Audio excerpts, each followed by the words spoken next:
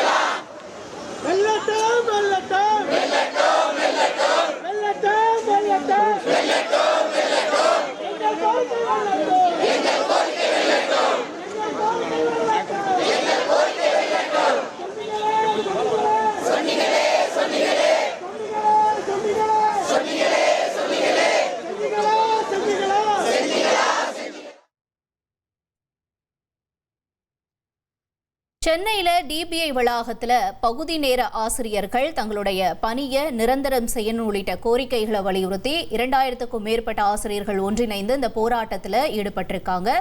காட்சிகளை நம்ம பார்த்தோம்.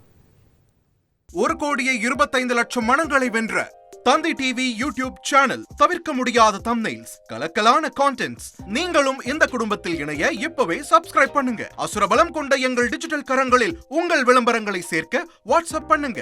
8939888378. Email advttanditv@dttv.in.